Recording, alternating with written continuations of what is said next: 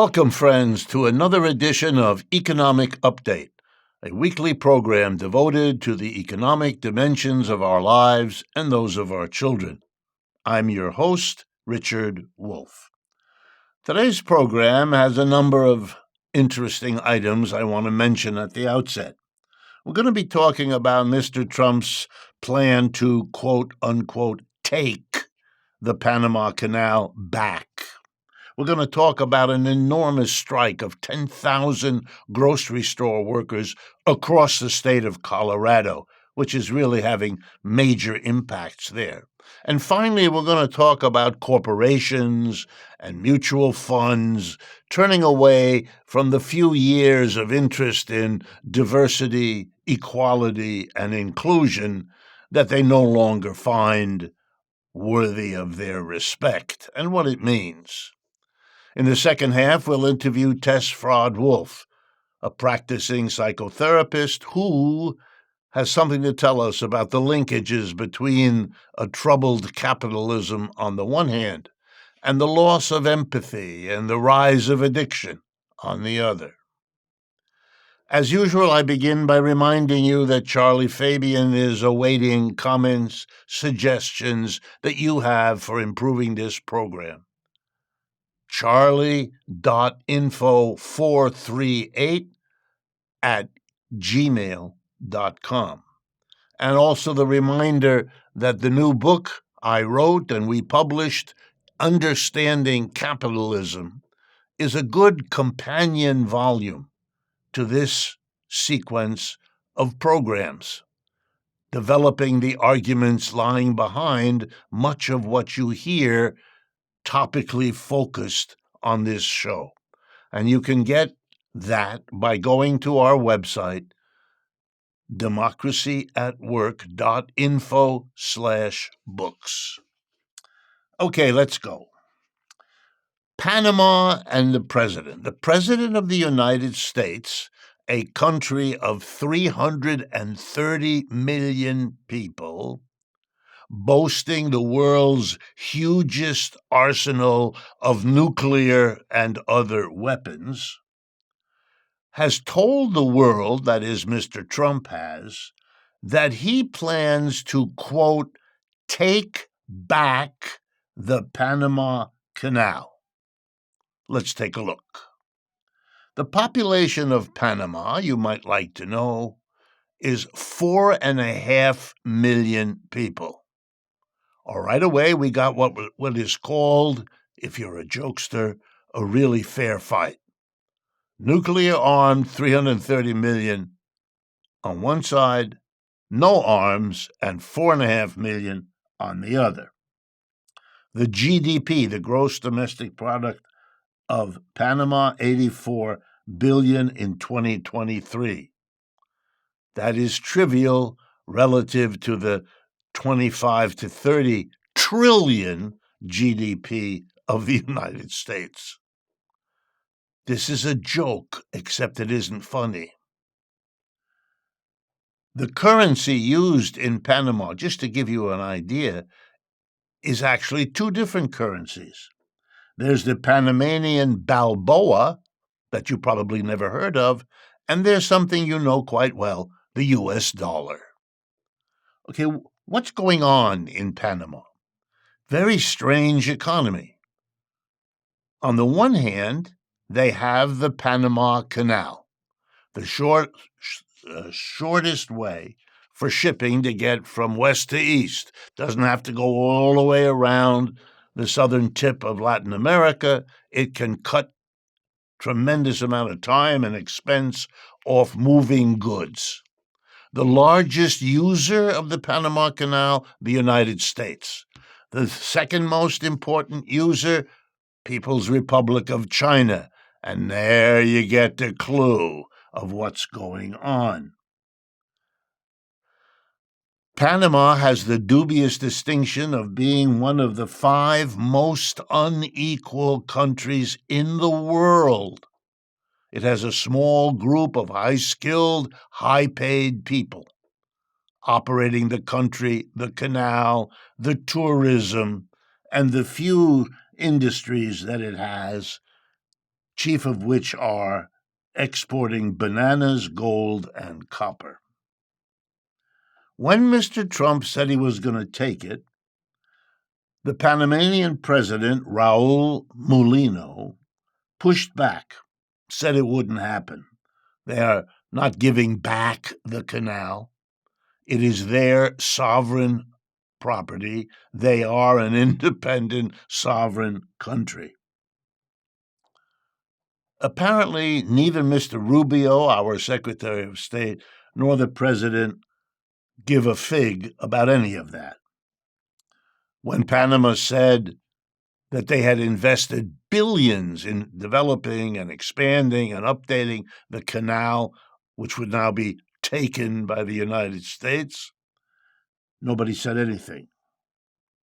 When the Panamanians heard Mr. Trump say he feared China might block access to the canal, no evidence whatsoever. The Chinese have invested billions in and around the canal because they need warehouses, they need ship repair, they need all the things that go with a major user, just like the United States has. Okay, I want you to understand that this may seem like some sort of tough guy bravado, maybe to some Americans who live in the world of the comic book mentality. But for most people on Earth, this is naked power colonialism. It's rich countries, powerful countries, simply taking from the rest of the world whatever they want under whatever excuse, and brandishing military force if what they want isn't given them. For most people in the world, that's part of a history burnt into their consciousness, costing enormous losses of wealth and life and well-being. They don't find this a bravado at all attractive. In fact, they hate it. And watching the United States bully that little country, that will have costs in terms of how the United States is understood around the world that we ignore only at our peril as a country. All right. Final joke. There has been much study and exploration, and even the beginning of decisions that make all of this even sillier. The possibility that Mexico and China will build a railroad across a very narrow part of the world right near the Panama Canal, but in Mexico, which would be an alternative for shipping. So the whole thing is an effort in self-damaging colonialism that may not even make sense on the most practical level. Strange what the costs of bravado and bullying might end up being. Keep it in mind, it's going to be part of our history. February 10th was the anniversary of the birth of Bertolt Brecht, the greatest playwright probably of the last couple centuries, certainly of the 20th century, which is when he lived. I bring it up only because he deserves being known. His plays, some of which you may know, The Threepenny Opera, Mother Courage, and many others, played an important role politically and theatrically. And I want you to know that if you like this program, my presentations reflect the enormous impression on me made by Bertolt Brecht's plays. 10,000 grocery workers went on strike February 6 in Kroger-owned stores in Colorado. Speed up, making fewer workers do work harder and faster so that the employer can fire some workers and have those that remain do the work he used to pay more workers to do. Very classic. Unusually, the Attorney General of the state of Colorado has sided with the workers, filing a lawsuit against Kroger and Albertsons, another huge grocery store chain, because they had reached an agreement, he says, not to hire each other's workers during strikes, so that the striker at one grocery store could earn a living at another one while being on strike at the first. They got together to block that, which is not legal. What it shows us is the so-called class struggle between employees and employers. It's always going on, above the surface, below the surface. One of Marx's insights that we would be well advised to think about. In Colorado, you can't avoid thinking about it, seeing it, and feeling the effects of it. You know, if workers' co-ops existed instead of capitalist enterprises, the workers would be the boss as well as the employee, and none of this would need happen. You want to deal with the problem of speed up and strikes, change the way the businesses are organized. It's the best way, because capitalism has never solved that problem.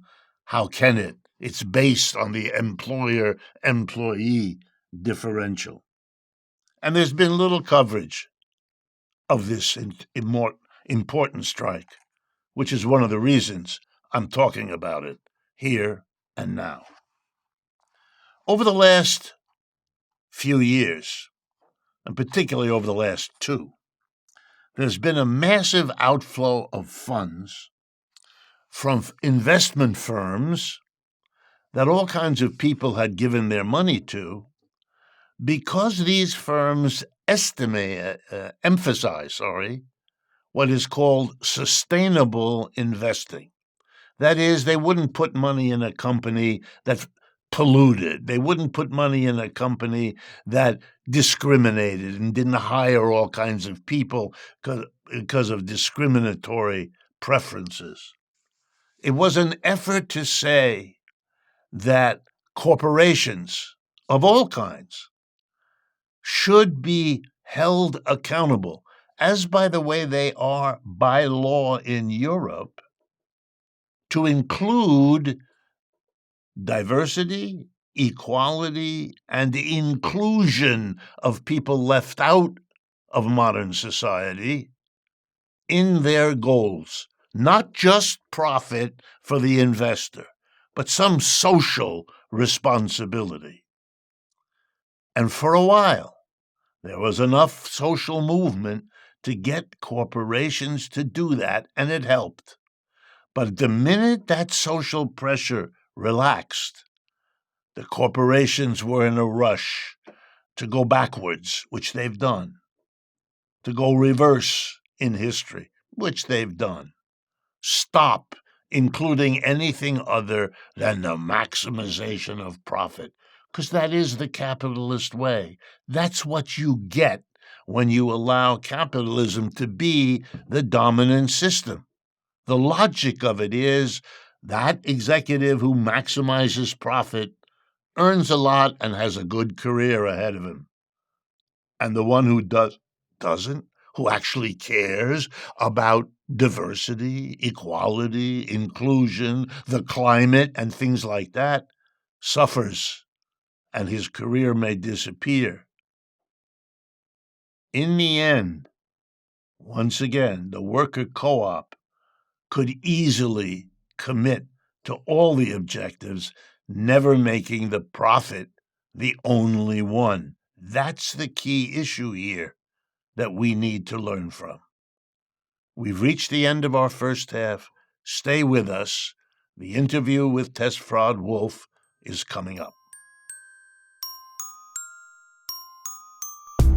Before we jump into the second half of today's show, I wanted to thank you for your very generous response to our fundraising efforts this year, and in particular in the last couple of months. And in part responding to that, we are extending the availability of our limited edition, linen covered, hardcover version of Understanding Capitalism, the book I wrote and that we have been making available now for quite a while. If you are interested, I will be signing copies of that hardcover, and they will be available to you as they have been over the last few weeks.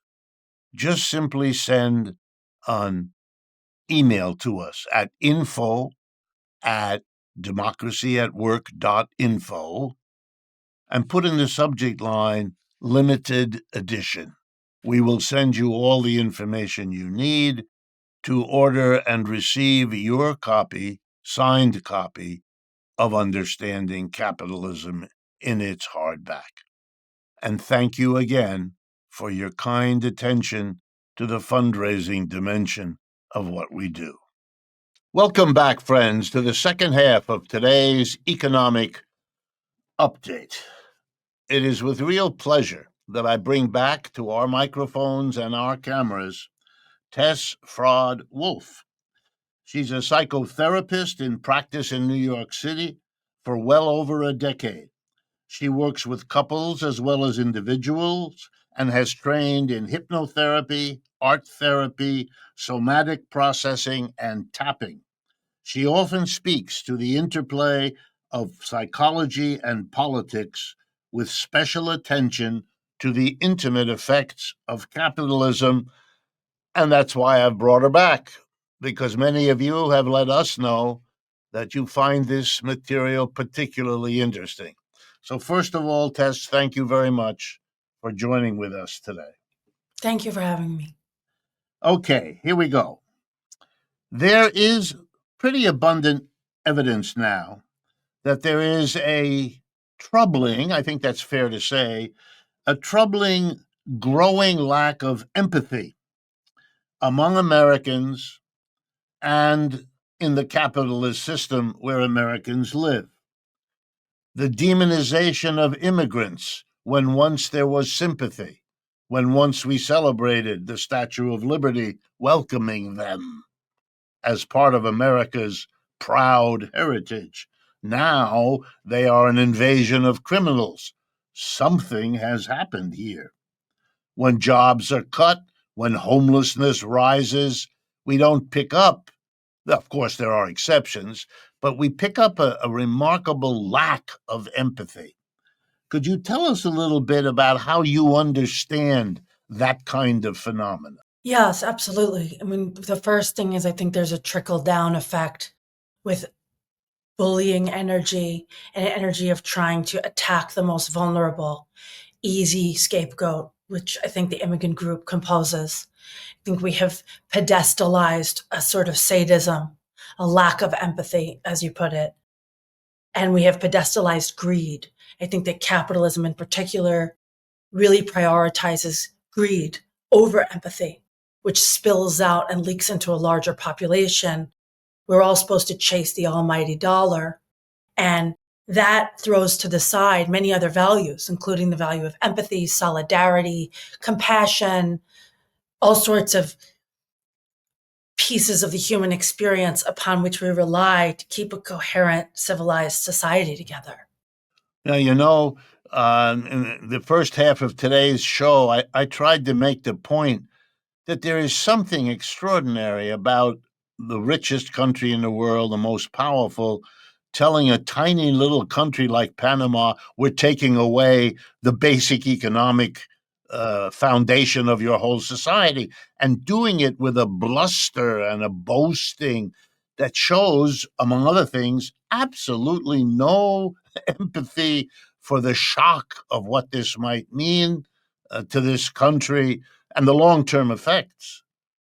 Not only do I completely agree with that, I think there's something kind of repulsively masturbatory about delighting in your own braggadocious, sadistic way of bullying. It shouldn't be anything of which to feel proud, nothing about which to boast, to go after a being, a person, or a country so much less able to defend itself. If I'm not going to go brag about beating up a baby. I'm going to feel like an idiot. But there's a way in which, because of this bullying culture and because of this dominance for its own sake, greed addicted society, that they really think greed is a drug, and we don't talk about it that way. Greed is a dangerous drug. And if we say you're good and we're going to stick you on this magazine, we're going to put you on the highest pedestal, stick you in the highest offices. If you try to just scavenge more and more and more, it doesn't matter how much money you get. You'll never use it. You don't use it now. There are people who work 10 times harder than you, 1,000 times harder than you, many of whom are immigrants, by the way, who don't make money, but all your job is to make money and make bigger piles of money and everything else becomes forgotten. And we have a society of people who forget that they need each other, that we need to be a society more than we need to be in an economy, because we are people. And the first three letters of society relate to the letters of socialism and needs of the people over economics, capital, which is the needs of money. It's not serving the masses. And we're turning against each other, especially under this administration. All right, that leads me to the next question. I have been reading, as I know you have, and much of our audience has, for years now, that we have an absolute epidemic of people dying from overdoses of chemical substances, drugs, and so forth, and that there is a problem of people who are addicted, through their addiction, dying or wanting to kill themselves. There must be a connection here between the very powerful words you've just uttered about a loss of empathy and a kind of sadistic disregard, and people feeling so bad about their situation and their lives that they become addicted. They take their own life. Could you talk a little bit about capitalism and addiction in the way you did about capitalism and the loss of empathy? Yeah, absolutely. I think that addiction is an extreme form of attachment, that we addict to it. Sometimes it's substances, but sometimes it's not substances. I think a lot of times when we hear the word addiction, we think of substances, of drugs or alcohol. And certainly that composes a lot of addictions. But first of all, it's really important to understand you can get addicted to anything. People can get addicted to starving, which some people do, and restricted eating disorders ways. People can also get addicted to compulsive eating, to overeating. People can get addicted to gambling, to having compulsive sex, to pulling out their eyelashes. These are just a few of numerous addictions that are well documented. And then there are, rarer addictions, but we get extremely attached when we get addicted. We get sometimes very singularly focused. The addiction sometimes organizes our life. All we think about is getting a hit of this, whatever this is, this to which we're addicted. And when we're, again, shown this dollar sign, get addicted to this, go after this. This will make you good. This will make you superior. This will give you material comforts that are admirable. This will give you admirability.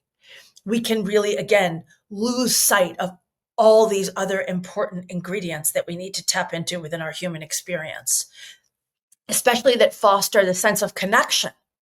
Because ironically and tragically, the sense of connection is what we chase within addiction.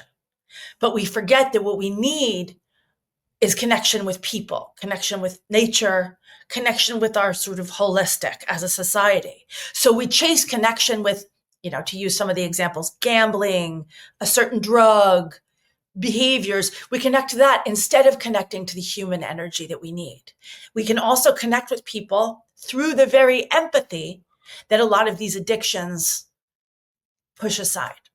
Why is it so rare, at least in my experience, and I'm interested in these things, why are the kinds of connections you're now emphasizing so rarely and publicly discussed, so that we could, for example, as a community, talk about these things, explore what their varying causes are, and then really fashion a broad-based program for the whole country to pursue to ameliorate these problems that so many are suffering from.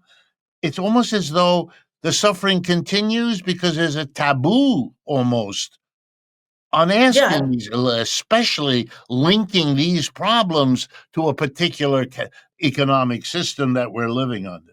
yeah, I mean, I think you're exactly right. And they're, I think we're a deeply, I call psycho-ignorant society. We're not taught about psychology the way that we're taught math and science and whatever semblance of an edited history we're taught when we're younger. This is psychology is the study of us, of human behavior, human relationships. What better thing to get at least a thumbnail of understanding? We don't do that. So people who are very, very smart in multitudinous ways are ignorant about psychology. Addiction is a cornerstone of psychology. So that would come with that. And another sort of darker way, I think you point to something very well, which is the overlords in this society and within a capitalistic society with its love of hierarchy are not going to want population to understand these things. Because the more that you understand these things, the powers of addiction, the more that you understand that you really need to bond with other people, that we need the collective. It's what keeps us together. It's what we do in times of crisis. We bond together. It's how we survive trauma. It's, people say this community is everything. People say like, oh, spend time with your family. Sure, if your family's lovely, and I hope they are, and we all need community, we all heal in community, but this is minimized. This is why we've decided the word commune is somehow threatening, but it's about community, and it's about really respecting the fact that we need each other. We are pack animals. And the myth of the individual is really manufactured. Here's a tough question, but one I know is on many people's minds. How do you see the phenomena of Trump in relationship to the loss of empathy, to addiction, to the role of capitalism? How does he fit into the analytic you're offering here? I think that we could see what I would refer to as a greed and power addict, someone who has become addicted to power, which is, again, we can get addicted to anything, and someone who is deeply addicted to greed and possibly also attention. And so instead of getting, again, I called it extremely attached. Addiction is deep, deep compulsive attachment. When it's not safe emotionally or in other ways to attach to certain people, we attach to things. And that can really take over our life. We can become maniacal, tyrannical, very abusive to self and other. And I would regard Trump as, someone who capitalism has materially very much rewarded, and someone who has been emotionally deeply malnourished from what looks like the get-go. I wonder then, is it reasonable? I once read a book years ago, and it had a title which was funny but also profound. And the title was Capitalism Makes You Sick. Yep. Is that what you are, with an emphasis clearly on mental health? Is that what you're telling us? Yes, I think capitalism breeds greed in the way we've discussed, more, more, more, more, more, for its own sake, for no reason. The ideology of a cancer cell, growth for its own sake. Cancerous. What could be more disease ridden? But also that it brings us into states of being separate from himself, the estrangement from the self. That if we're chasing the dollar, we don't really think about what we need, let alone what other people need, what we could need as a whole, the larger solidarity, the larger community. It's just more, more, more. And we know, I think I've said in previous ways, we know that this is problematic and unhealthy, not meaning it's worthy of condemnation, but worthy of attention, and that it's deeply problematic and can be extremely destructive to hoard things so we can't walk, to not think about functioning because we're too busy using a substance to detriment, first and foremost, our own bodies, possibly losing control and hurting others. We know that. So when we're addicted to control or greed or power or money, it is not only just as destructive, but I would argue in many ways more destructive. Even additionally so, because we have somehow sanctioned this as A, not addictive. We don't discuss it as other addictions. And B, will stick you on the cover of certain magazines, clap at you, and stick you in a high office for it. So what's the disincentive to becoming greedy and power addicted? It's like you're making an appeal that we have empathy for all of those who have lost empathy and the effects of it all. Yes. As usual, we only scratch the surface here, but it's an important one. Thank you enormously for the work you do and for coming on the show and to talk about it. And to my audience, I hope you learned as much as I did, and I look forward, as always, to speaking with you next week.